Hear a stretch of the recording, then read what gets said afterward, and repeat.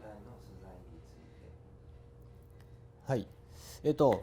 カンナおよび、日本のですね、道具ね、木で作られている道具には主に、日本のカシの木っていうものが使われます。はい、で特に、カンナのこのね台には、日本の、白菓子ね、白菓子というものが使われます。でこれはもうちょっとね使い込んで色が黒っぽくなってるんですけど、加工する前はですね、このように、白っぽいですね、硬い、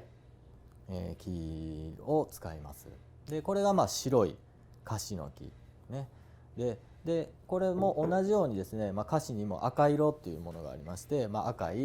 赤菓子っていうものがあります。でこっちのこの白い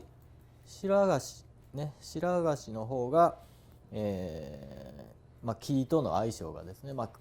材料との相性がですね非常に良くてですね、加工も比較的硬いんですけれども、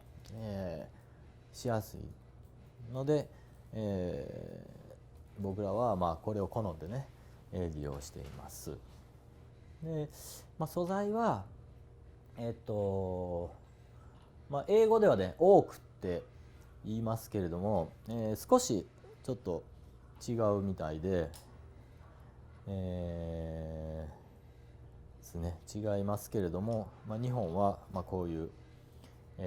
硬くて、しっかり、目の詰まったですねこの白い、木カシっていうものを使います。